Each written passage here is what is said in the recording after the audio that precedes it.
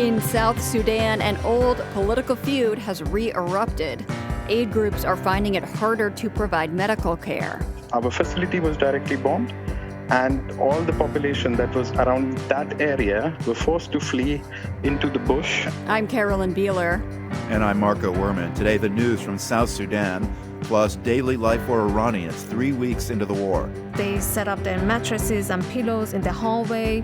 They have a bag with them with the essentials in it. And in Russia, a nostalgic cartoon critter is back. Everybody watched this character. He is the main character of, I would say, late Soviet childhood. Plus, the last of the human cannonballs at the Spanish circus. Certainly, there are families where the kids don't want to do it, and they move on. That's all ahead on The World. This is The World. I'm Marco Werman. And I'm Carolyn Beeler. Thank you for being here. We begin today in the Middle East, 3 weeks into a war that began with U.S. and Israeli strikes on Iran. There's the growing death toll and refugee flight, plus the war is upending everything from oil markets to food supply worldwide. The concentric circles of impact are expanding, but at the center is still Iran and the people who live there. The World's Shirin Jafari joined me today with the latest from her contacts there. As you know, Marco, the internet has been shut down since the early days of the war, so it's been almost impossible to reach people on the ground. But I have been able to stay in touch with one man, Mehdi, who asked that I only use his first name for security reasons. But he has been sending me voice messages anytime that he is able to get online. This is part of a message that he sent me over the weekend. He's telling me that lately he's been feeling kind of numb. He doesn't get scared anytime he hears the roar of the jets above or the bombings nearby. He says he and his partner have created a routine for themselves. Every night they set up their mattresses and pillows in the hallway. That's the safest place in the house. They have a bag with them with the essentials in it if they need to flee. And they wait to ride out the bombings. One thing that he said he's done in recent days is that he's written a will and put that will in his bag along with some IDs. He said, I want to make sure I make life for the rescue workers easier if they find me under the rubble. Wow. Really grim wartime routine. Can you talk about the intensity of the bombing, Shirin, today and the past few days? Have they slowed down? They haven't, and they continue to be relentless. Particularly at night, Tehran has seen the worst. And something that Mehdi told me was that as part of his new wartime ritual, every morning he goes out to survey the damage in the city. هر روز میرم یه گشت میزنم و جایی که حتی میگن ریسک خطر وجود داره میرم. He says this is a way for him to keep a mental image of how this city that he has grown up in is changing, to kind of mourn its rapid destruction. So the U.S. and Israeli militaries say that they've been mainly targeting military sites. Is that what Mehdi is saying? The majority of the targets have been military sites, but you have to keep in mind that Tehran is very dense.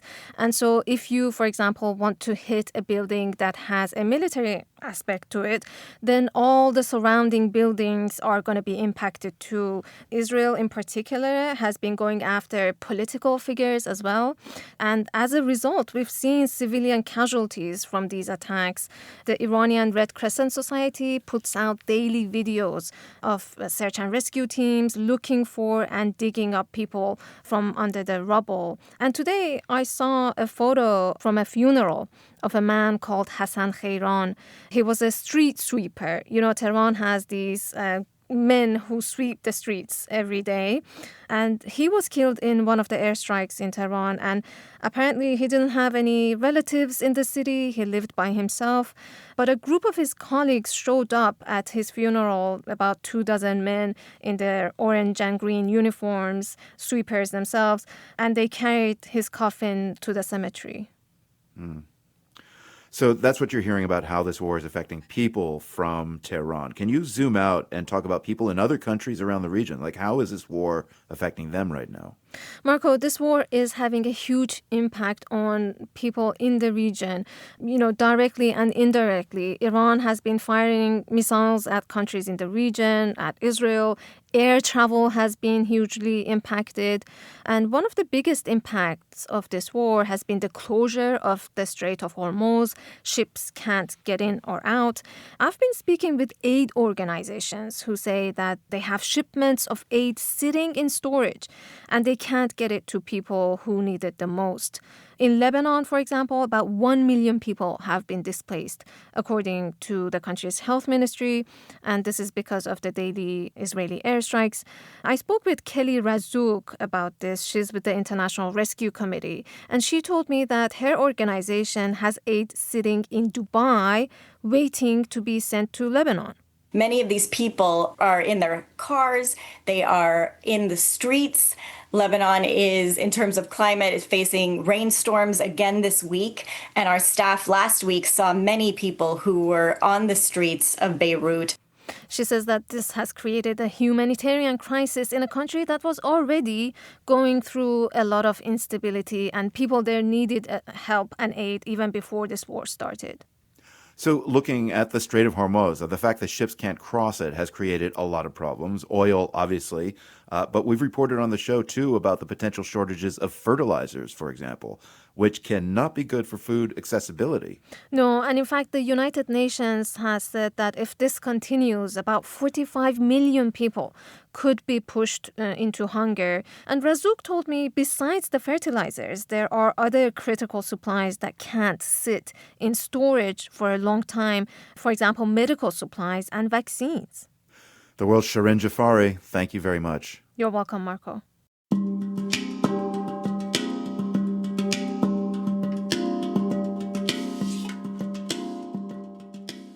The war in Iran and the surge in energy prices have rattled economies around the world. China seems better positioned than most nations to absorb the shock, despite the fact that it is the world's largest oil importer. To find out why, we reached out to Zhengyuan Zoe Li. She's a senior fellow for China Studies at the Council on Foreign Relations. She told me that so far, China has been able to insulate itself from much of the impact of this war. I'll give you one example in terms of gas price increase. Here in the United States, we roughly experience an average about 20% increase. In China, the price increase so far has been about 10%. Right before the war, the Chinese government already signaled that they are not only going to lower the growth target this year from 5% to a soft range of 4.5 to 5%, but they have also been talking about lowering the trade surplus and try to curb their export. So from that perspective, I think, the Chinese policymakers are making plans to prepare and adjust for turmoils internationally. So you said that gas prices have only gone up about 10%, which is not nothing, but as you said, less than here in the U.S. That is even though roughly half of China's imported oil comes from the Mideast. How has China been able to insulate itself somewhat from these big shipping disruptions and price increases? How China is preparing for turmoils is not through the course of overnight or through the course of a week or even a month or a year. No, they have been preparing for international turmoils for the past 3 decades. And in particular, since President Xi Jinping came to power, he has been elevating this strategy called self-sufficiency or self-reliance. The idea is to make China an indispensable part of global supply chain, try to insulate China from international volatilities. With regard to energy specifically, China has been, on the one hand, developing a lot of renewable and clean energy sources, and China now is the world leading clean energy manufacturing powerhouse. And in addition to that, coal actually remains to be a very important source of China's energy supply. China never promised to get rid of coal despite its commitment to mitigate climate change and adapt to climate change. And when there is energy shortage, especially in terms of power generation, electricity, China can quickly turn on a lot of its coal-fired power plant that has been standby. So overall, I'd say, yes, China import a lot of oil and natural gas from the Middle East, but that part of oil and gas is not necessarily the primary source of China's electricity generation in particular. And China has also been able to stockpile a pretty good amount of oil, is that right? Oh, yes. Yes. China has been stockpiling its crude oil, so building up its strategic petroleum reserves. On the geopolitical front, Beijing is presenting itself as a sort of pillar of stability in contrast to Washington. Chinese officials were projecting that stability at the annual China Development Forum, which just wrapped up. But as we have been talking about, China's economy is slowing, even independent of this war in Iran. How should international investors read China's message about its role amid all of this global uncertainty? China's miracle economic rise has been benefiting from the US-led global system. So the biggest fear in Beijing is not that America is a declining power, but the fact that America is using its power in a reckless, destabilizing way. How exposed is China if the Strait of Hormuz remains essentially closed to shipping traffic going forward? In the short run, I'd say because of China's domestic energy diversification, China can handle it. But in the longer term, if this becomes an extended war, then I'm afraid the Chinese economy, especially its export-oriented economy, is going to suffer because the expanded version of the war, the escalation risks, drag the global economy into a recession, hence slower global demand, hence negative shock to the Chinese economy. The best case scenario is that China's energy sources will be dramatically shifted from a deeper reliance on partners like Russia. Although that economically is beneficial, but geopolitical-wise, it changes the China-Russia relationship dynamic, not in favor of China. Zheng Yuan Zoe Liu is a senior fellow for China Studies at the Council on Foreign Relations. She spoke to me about how China is absorbing the oil shocks being felt elsewhere due to the war in Iran.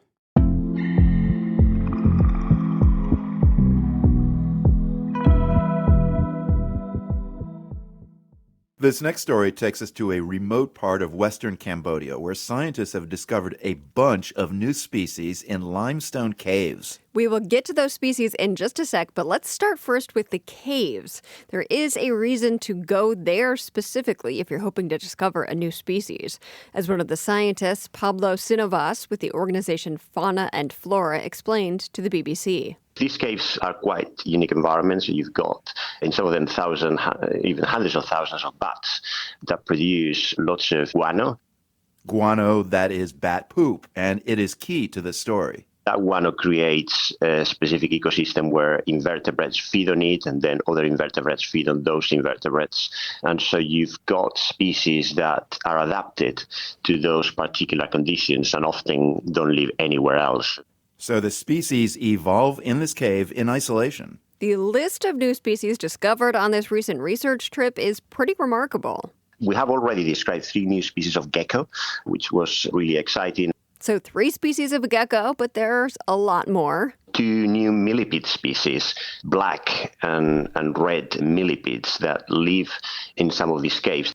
And don't forget the micro snails. These are tiny, tiny snails, about the size of a grain of sand.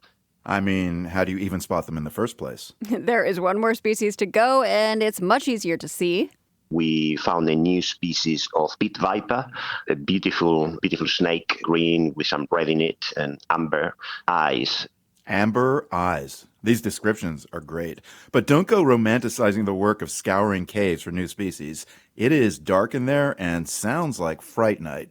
As you enter the caves, you mostly hear the chirping of the bats and also the dripping that comes out of the walls and the ceilings of the caves. Some of those dripping walls you may have to snuggle up to as you squeeze through narrow passages. And the ground is covered in not just guano, but also dead animals.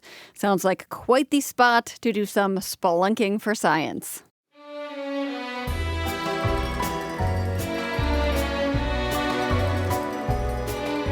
You're with the world.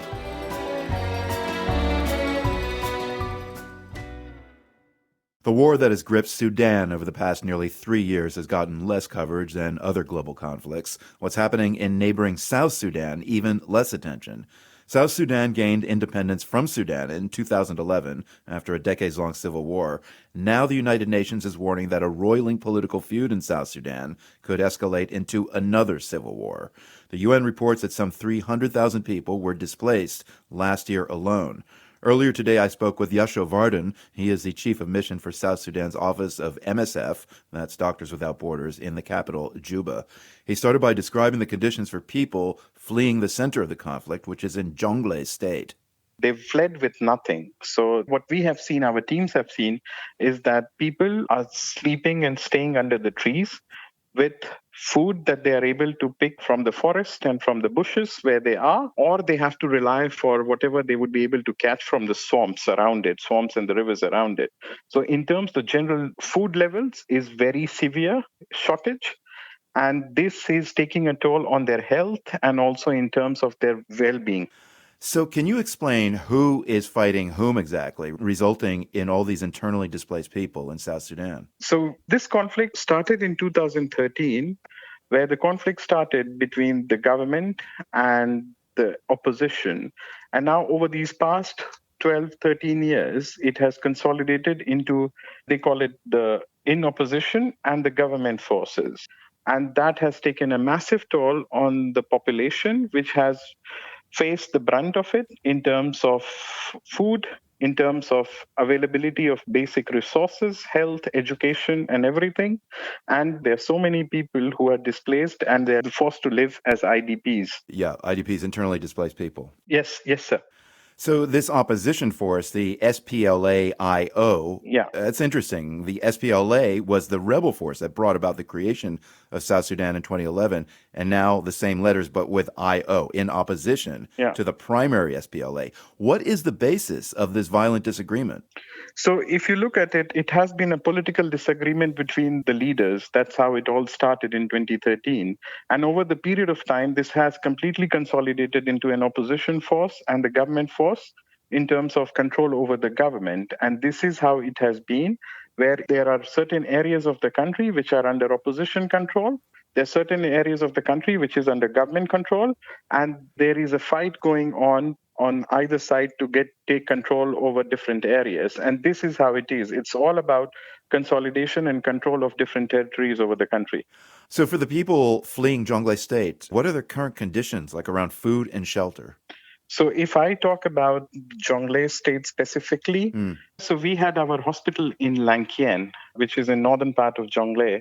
Our hospital was the only secondary healthcare facility for a catchment population of around 250,000 people. And what we have seen with this instability in northern Jonglei is the majority of our northern Jonglei is displaced. The only thing that they have taken care with them is like the basic belongings that they could. And they have been forced to live under very difficult conditions and circumstances. So in February, as you know, there was an MSF hospital that was hit in an airstrike by South Sudanese forces. As of the start of March, it had been reported that 26 staff members were unaccounted for. Is there any more clarity as of today? Yes. So last week, we were able to get in touch with all of our colleagues. So it took us more than a month to locate our colleagues, to find their whereabouts and to check on their well-being. And as I'm talking, all our colleagues have been displaced from Lankien. No, none of them are in Lankien. So they have been displaced in different locations. There are ones there who are based in Chil, which is in northern part of the state, where we currently are running our health clinics. I have my colleagues, some of them here in Juba. They are in other parts of Jonglei. And I even have some of my colleagues who are as refugees in Ethiopia. Wow. So they have been completely displaced along with the population. There has been a lot more coverage of the conflict to the north of you in neighboring Sudan. Are there dots that you can connect between what's happening in Sudan and this fighting in South Sudan? South Sudan, if I can say in one way, is a crisis which is largely forgotten. So what we have seen is when Sudan crisis erupted 3 years ago, there has been some attention to that, which has also been not on the radar of the international community for a while. But South Sudan, as a matter of fact, has also seen a lot of issues and is very largely dependent on aid. But due to instability in the northern part of the country, there was an influx of refugees and also returnees into South Sudan, which actually burdened the already very fragile system that was prevailing in the country in terms of access of services to the population. So, Yash, do you see any clear off-ramp for this escalation? Like, how are you seeing this as a humanitarian aid worker? It is quite overwhelming, but it also gives us the reason of why we are here in terms of providing those services to the population and to what we can do for our fellow human beings. And as I said, in this current crisis in South Sudan, this is largely forgotten, which has its own impact with the different geopolitical changes around the world, with the cut in funds that were coming in to a country which was largely dependent on humanitarian aid. Yasho Vardhan is the chief of mission for South Sudan's Office of Doctors Without Borders. The UN has named Indonesia's capital, Jakarta, and its satellite cities the biggest megacity in the world. But the region has major environmental problems, and parts of Jakarta are sinking fast. Naina Rao reports from the city on how its residents are adapting. For young professionals like Azara Putri Aulia Pratama, who just goes by Putri, Jakarta has become an unaffordable place to build a future. She says if she keeps renting, her work will feel pointless. So, Putri decided to buy a home in Bogor, a satellite city outside Jakarta. The trade-off is a 4-hour commute to and from work on weekdays.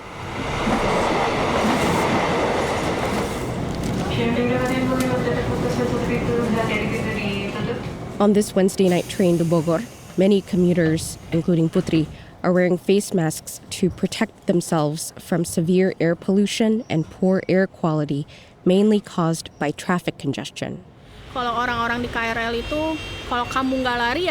She says if you miss your scheduled commuter train, you're left to wait another hour until the next one. The 4-hour daily commute leaves Putri exhausted. She says trains are often packed so tightly that passengers push and shove for space, sometimes even pulling someone's hair or headscarf. Putri is among the thousands who've moved to the outskirts of the city. Because the city is too expensive, so people move to perimeter of Jakarta, and then the developer catch that as an opportunity.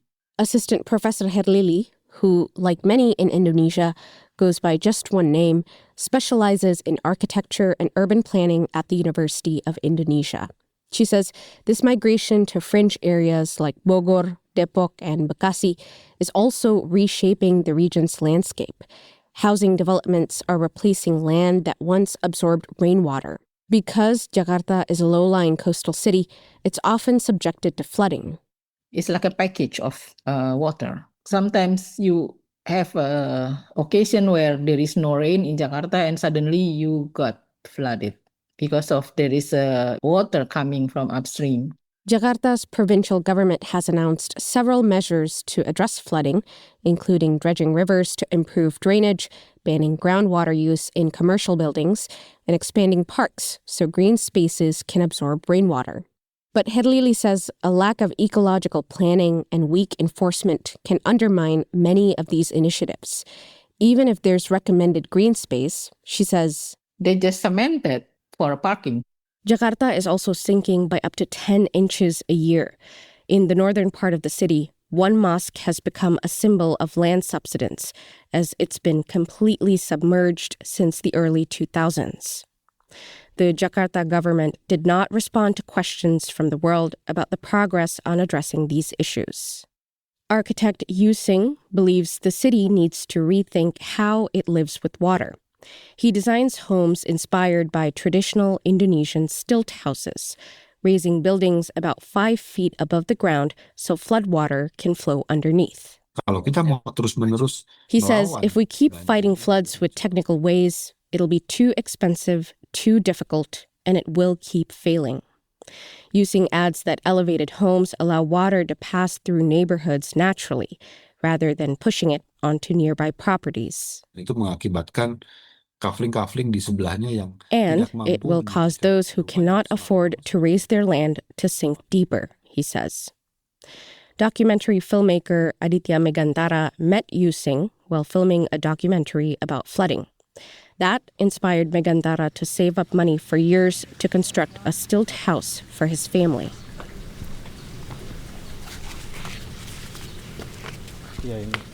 Birds chirp around what he calls his modern industrial-style home. Standing beneath the house, Megantara points to the open space below the concrete structure, about 5 feet high, where floodwater can soak into the soil. He says that since his family moved in 3 years ago, floodwater has never entered their living space.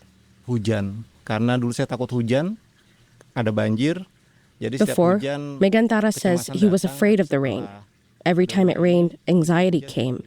But with this house, the rain is something to be longed for.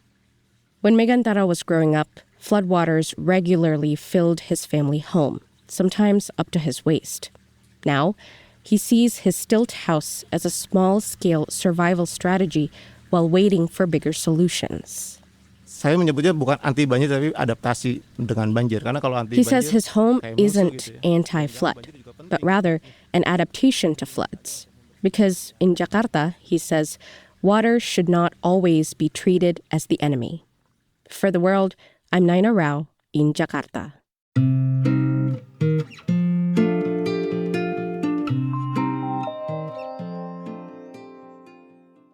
The circus has stood the test of time, but there is one legendary act that is in danger of extinction, at least in Europe, the human cannonball. You know, the person who climbs inside a cannon and gets shot into the sky. It is a showstopper, but in Spain, that might not be true for long, because there's just one human cannonball left in the whole country. Some time ago, the world's Jerry Haddon had a chance to see him at the circus in Llavaneras in northeast Spain. Human cannonballs usually have flashy names like Zazel, Lulu, or the Flying Zucchini Brothers. Then there's Kevin. Mi nombre es Kevin de la Torre. My name is Kevin de la Torre, he tells me on a recent night. Stage name? Wait for it. Kevin Dola. Kevin Dola. Kinda ordinary, but the circus Kevin works in, the Coliseo, is itself modest. No lion tamers or trapezes here. Mainly, it's just dancers and clowns juggling and joking around. Kevin's clearly the draw. When I catch up with him between shows under the Coliseo's big tent, he's dressed in a red, white, and blue jumpsuit, helmet in hand. On the other side of the ring, in the shadows, sits his 25-foot-long cannon. 6 años llevo siendo hombre bala. Ahora mismo 29. I've been a human cannonball for 6 years now, he says, and I'm 29. In Spain, he tells me, I'm the last one. In all of Europe, there are just 3 of us. I will carry on, he says, but the profession is clearly on the verge of disappearing. Why, I ask, just before the gates open and spectators fill the bleachers. Because, he tells me, you climb inside a cannon. And here's yet another picture of the human cannonball. As did the Zucchini Brothers in 1938 in this show in Atlantic City. They ended up in Ringling Brothers' Barnum and Bailey Circus, but this tradition is a lot older. The first human cannon dates back to 1871 in England. It was invented by the Great Farini, or Canadian William Leonard Hunt. Almost more amazing than the contraption itself, that Farini convinced a 17-year-old, Rosa Richter, to get in it. Richter, known as Zazel, was shot up to a trapeze bar, unscathed. Ringling Brothers snatched her up too. Hombre, el peligro está siempre, eso está claro. No sabe si va a aguantar la red. Kevin says the danger's always there. You don't know if the landing net will hold or what shape you'll be in when you land, and that's assuming the cannon doesn't misfire, he says. Let's hope that doesn't happen. But accidents do happen all the time. In 2011, in Kent, England, performer Matt Cranch died when his landing net collapsed while he was in mid-flight. He's one of an estimated 30 cannonballs who paid the highest price for their acrobatics. A quick aside here, which you can find on YouTube, human cannonballs are not really being shot. They're catapulted off a hidden platform using high-tension springs. The bang and flash spectator sees is just for show. That said, you still have a lot of calculations to carry out before you can safely catapult a human at 60 miles an hour, 150 feet through the air onto a net. Very much like a rocket launch, you have all of those physics that are involved. Bruce Hawley is president of the Circus Historical Society in the U.S. I asked Hawley how the early pioneers fine-tuned a human cannonball's trajectory without losing any humans along the way. They would practice with a dummy that weighed exactly the same weight as the human that was going to be fired. And of course, that's where it gets tricky. Because there could be wind if it's an outdoor event, he says, or rain. Hawley tells the story of Elvin Bell, winner of a prestigious Golden Clown Award, given out yearly like the Oscars but for circus stars.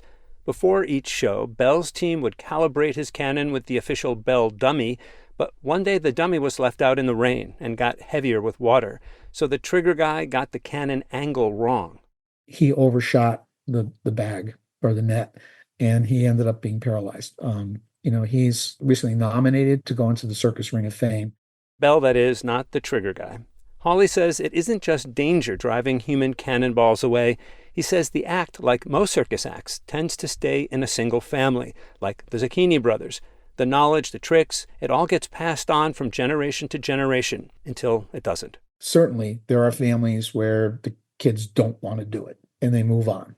And it's the end of the line, so to speak. Kevin, back at the Coliseo Circus here in Spain, is not from a cannonball clan. Y lo mío fue algo raro, porque al final mis padres son los dueños del Circo Coliseo, pero... My case is odd, he says. My parents own the circus, but the cannonball family we have, the Taylors, they adopted me, as it were. It isn't often that a family bequeaths a tradition to an outsider, he says, that they teach you the secrets of their craft. But Luis Taylor, the last cannonball in the family, was retiring. Against all odds, he passed the tradition on to Kevin.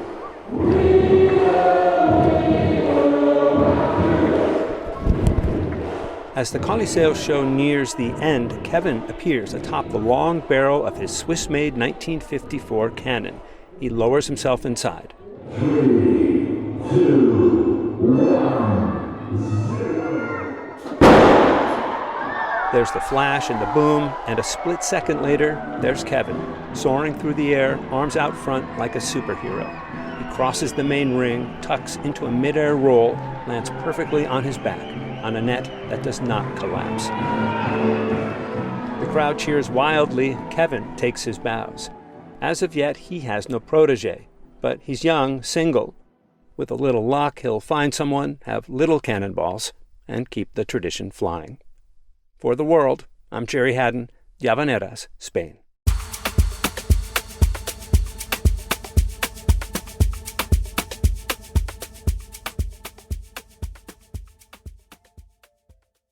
This is The World. I'm Marco Werman. Picture a spinning top. When all the variables like speed and gyroscopic stability are in harmony, the top stays upright. But when those forces conflict, the top begins to wobble and eventually falls down sooner than it should have.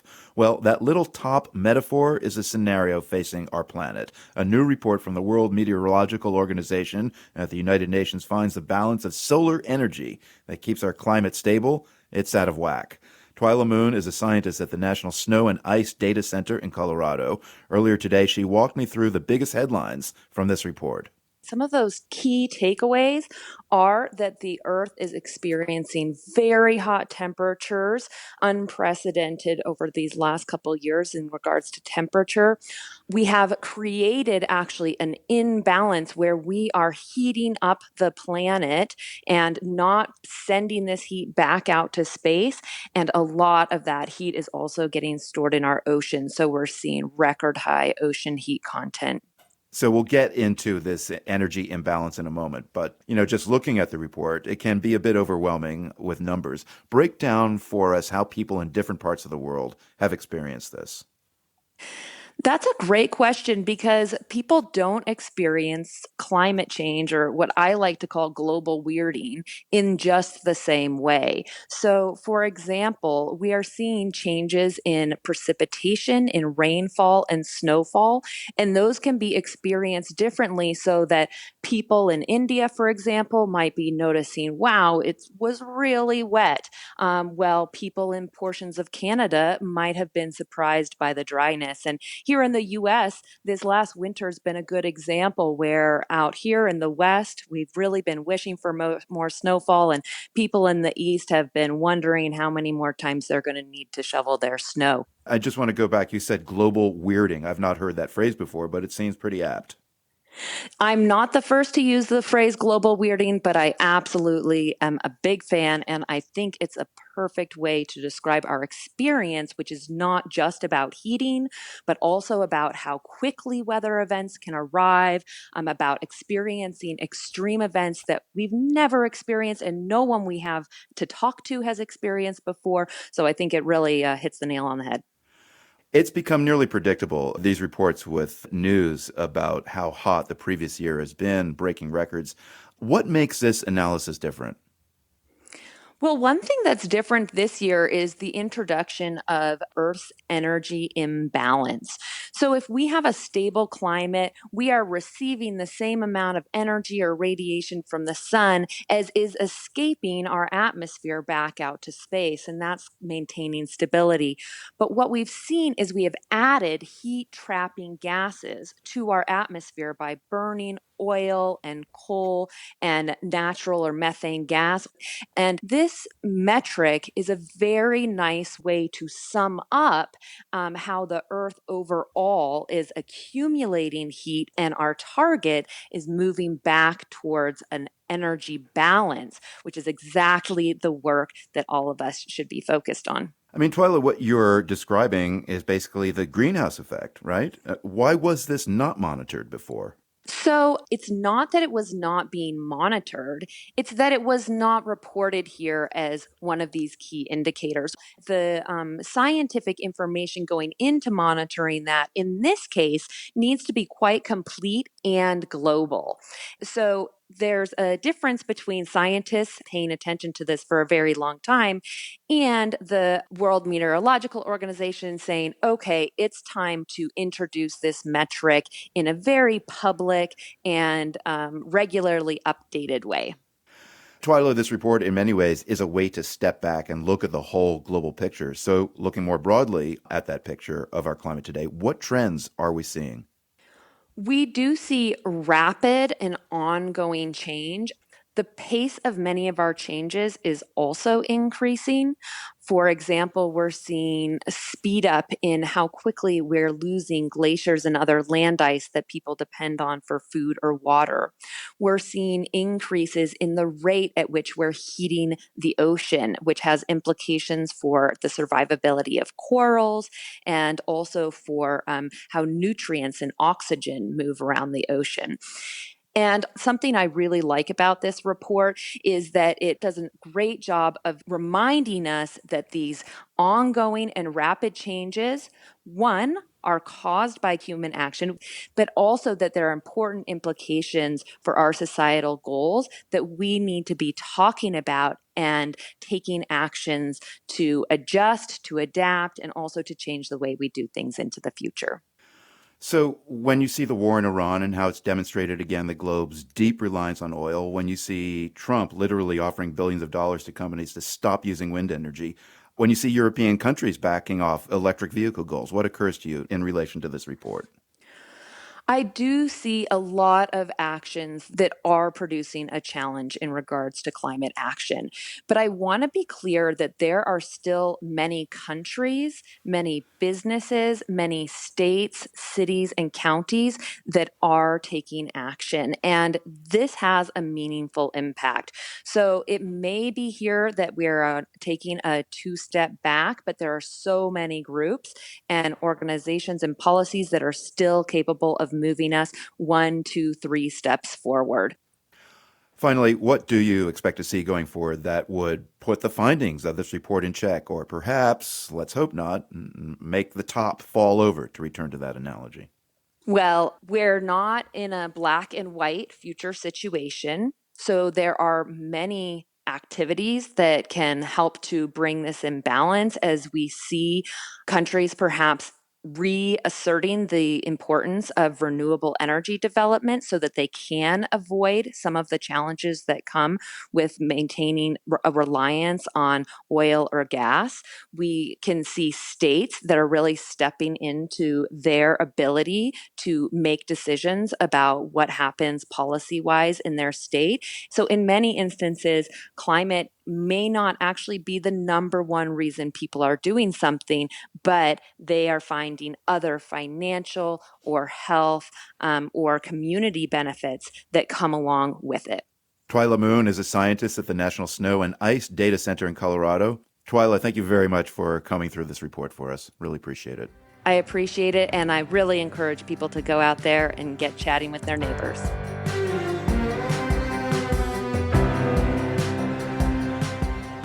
The World is produced by GBH and PRX, broadcasting weekdays from the Nan and Bill Harris studio in Boston and from the Department of Communication at UC San Diego.